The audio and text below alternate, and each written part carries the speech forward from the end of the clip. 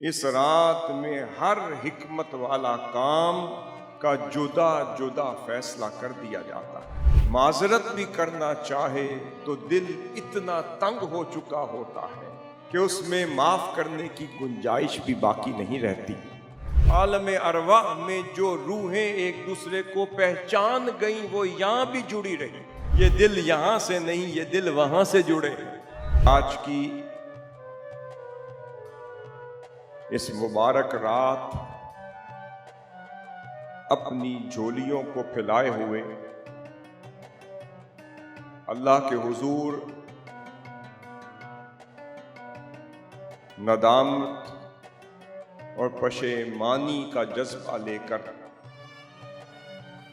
حاضر ہونے والے بندوں،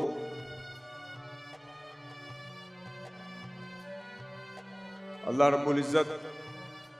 کا جتنا بھی شکر ادا کریں وہ کم ہے کہ اس نے آقا علیہ الصلوۃ والسلام کی امت پر ایک کرم فرمایا کہ شعبان معظم کی 15ویں رات یا نصف شعبان کی یہ مبارک رات آقا علیہ الصلوۃ والسلام کے وسیلے سے اور صدقے سے آقا علیہ الصلوۃ والسلام کی امت کو عطا کی۔ یہ بھی سمجھنے والے سمجھ سکتے ہیں کہ وہ کتنا مہربان ہے۔ وہ اپنے محبوب علیہ الصلوۃ والسلام کے امتیوں پر کتنا کرم فرماتا رہتا ہے اور ان راتوں کو بار بار لے کر آتا ہے تاکہ کوئی تو ہو جو سارا سال اپنے کیے پر پچھتاتے ہوئے ندامت کے آنسو بہانے کا ارادہ کرتے ہوئے اس کے حضور گر گرانے کے لیے توبہ اور استغفار کا ورد دہرانے کے لیے اور اپنی پیشانی کو اس کے سجدے میں گرانے کے لیے اور اپنے اعمال سیئہ کو اپنے سامنے رکھتے ہوئے خدا کے حضور مغفرت طلب کرنے کے لیے پھر یہ رات ہر سال عطا کر دیتا۔ یہ جو آیت کریمہ میں نے تلاوت کی اس میں اللہ رب العزت نے فرمایا بے شک ہم نے اس سے ایک بابرکت رات میں اتارا ہے، بے شک ہم ڈر سنانے والے ہیں، اور اس رات یعنی لیلہ مبارکہ فی لیلۃ مبارکہ، اس رات میں ہر حکمت والا کام کا جدا جدا فیصلہ کر دیا جاتا ہے۔ امام سمعانی اپنی تفسیر میں اس آیت کے ذیل میں یوں بیان کرتے ہیں، وہ فرماتے ہیں کہ اس بابرکت والی رات کو اس نام سے اس لیے منسوب کیا گیا ہے لیلۃ مبارکہ کہہ کر کہ اس رات اللہ رب العزت کثرت کے ساتھ خیر اور بھلائی بھیجتا بھی ہے، فیصلہ بھی کرتا ہے۔ حضرت سیدنا ابو بکر صدیق رضی اللہ تعالی عنہ راوی ہیں، امام بزار اور امام بیہقی اسے نقل کرتے ہیں، فرماتے ہیں کہ آقا علیہ الصلوۃ والسلام نے فرمایا اذا کان لیلۃ النصف من شعبان، اس نصف شعبان کی اس رات کو کیا ہوتا ہے؟ اس کی 2 روایات آپ کے سامنے پیش کر کے ہم اپنے مضمون کی طرف چلیں گے انشاءاللہ۔ فرمایا اس رات اللہ رب العزت آسمان دنیا پر اپنی شان کے مطابق جلوہ افروز ہو جاتا ہے، اپنے کرم کے ساتھ، اپنی عطا کے ساتھ، اپنے فضل کے ساتھ، اپنے گناہگار بندوں کی مغفرت کے لیے آسمان دنیا پر اپنی شان کے ساتھ تشریف فرما وَيَغْفِرُ لِعِبَادِهِ، پھر اپنے بندوں کی مغفرت کا اہتمام فرماتا إِلَّا مَا كَانَ مِن مُشْرِكٍ أَوْ مُشَاحِنٍ لِأَخِيهِ، وہ سب کی مغفرت فرماتا ہے سوائے 2 بندوں، ان میں سے ایک مشرک اسے اپنی مغفرت کے ارادے سے خارج کر دیتا ہے، اور دوسرا فرمایا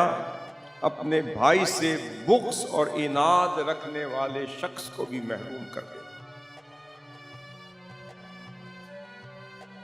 2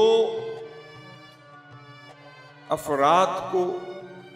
اپنی اس کرم سے محروم فرما دیتا، ایک وہ جو شرک میں مبتلا ہوتا ہے، اور دوسرا مشاحن لأخی، جو اپنے بھائی کے لیے آج کی رات بھی کینہ رکھ کے آتا، بغض لے کر آتا، اپنے دل کو تنگ کر کے آتا ہے، اور اگر وہ اس سے معذرت بھی کرنا چاہے تو دل اتنا تنگ ہو چکا ہوتا ہے کہ اس میں معاف کرنے کی گنجائش بھی باقی نہیں رہتی۔ پھر ایک اور مقام پر امام احمد بن حنبل فرماتے ہیں، اور امام حیثمی نے بھی اسے نقل کیا، حضرت عبداللہ ابن عمرو اسے روایت کرتے ہیں، وہ فرماتے ہیں یطلع اللہ سبحانہ وتعالی الی خلقہ لیلۃ النصف من شعبان، آج کی رات اللہ رب العزت اپنی مخلوق کو مطلع فرماتا ہے، اپنی جلالت کا اظہار فرماتا ہے، اپنی کرم نوازی کے ساتھ، اپنے عفو درگزر کے ساتھ، عفو کی شان کے ساتھ وہ جلوہ افروز ہوتا ہے، سب کو معاف کرنے کے لیے اعلان کرتا ہے۔ دوسری روایت میں آتا ہے کوئی جو آج کی رات مجھ سے اپنے گناہوں کی مغفرت طلب کر لے، میں انتظار کر رہا، ہے کوئی جو مجھ سے مانگ لے، میں عطا کرنے والا، ہے کوئی جو اپنے گناہوں پہ نادم ہو کر اپنی جھولی میرے سامنے پھیلا لے، میں معاف کرنے آیا، سوائے 2 لوگوں کے، ایک مشاہن او قاتل نفس، ایک وہ جو چغل خور ہوتا ہے وہ، اور دوسرا قاتل۔ 2 روایتوں میں 4 نوعیت کے لوگ نکل آئے، ایک وہ شخص جو کسی قسم کے شرک میں مبتلا ہوتا ہے، وہ بھی اللہ کی مغفرت سے خارج ہو جاتا، دوسرا وہ شخص جو اپنے بھائی کے لیے بغض، کینہ، عناد رکھتا رہتا ہے، وہ بھی خارج ہو جاتا۔ اب گنتے جائیں۔ تیسرا وہ شخص جو چغل خوری کی عادت سے نجات نہیں حاصل کر سکتا، وہ بھی خارج ہو جاتا، اور چوتھا شخص جو قاتل ہوتا عمدن، وہ بھی خارج ہو جاتا ہے۔ حاضرین محترم، وہ کتنا غفور الرحیم ہے کہ وہ سارا سال کبھی رمضان مبارک کی شکل میں، کبھی محرم الحرام کی شکل میں، کبھی اپنے محبوب کے مقدس ماہ ولادت کی شکل میں، کبھی رجب کی شکل میں، کبھی ذی الحجہ کی شکل میں، کبھی ذی القعدہ کی شکل میں، وہ ہر مہینے میں کوئی نہ کوئی ایک بہانہ ضرور رکھ دیتا کہ کہیں کوئی بھٹکا ہوا میرے محبوب کے واسطے سے آ جائے اور میرے اللہ والوں کا واسطہ دیتا ہوا آ جائے، یا کسی میرے بندے کی سوز اور ساز والی آواز سن کر اس کا بھٹکا بھولا ہوا سبق یاد آ جائے، اور میرے محبوب کی وہ سوز والی آواز جب اس کے کانوں میں رس گھولتی ہوئی اس کے دلوں کے دریچوں میں سرایت کر جائے، اور وہ سن کے سمعنا منادیا ینادی للایمان ان آمنوا بربکم فآمنا سن کر اس کی کایا بدل جائے، وہ عالم ارواح میں سکھایا ہوا سبق جو بھول چکا تھا وہ اسے یاد آ جائے، وہ جو عالم ارواح میں رہا کرتا تھا، وہ روحیں، وہ جو پیار اور محبت اور مودت کا پیکر تھی، وہاں تو نہ تو کوئی شرک تھا، نہ کفر تھا، نہ انکار تھا، نہ کوئی ظلم تھا، نہ زیادتی تھی، نہ قتل تھا، نہ کوئی ظالم تھا، نہ کوئی مظلوم تھا، نہ کوئی نفاق تھا، نہ منافقت تھی، نہ کوئی بغض تھا، نہ کینہ تھا، نہ کسی کے دل تنگ ہوتے تھے،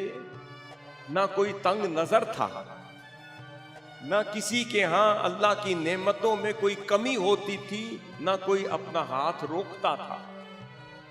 وہاں دل کھلے تھے، وہ ایک دوسرے کو پہچانتے تھے، وہ ایک دوسرے کی قربت میں بیٹھتے تھے، وہ پھر جمعے کے روز جمع ہو کر خدا کے حضور اس کے انوار و تجلیات کی بارشوں کو اپنے قلوب و اذہان میں منعکس کرتے تھے،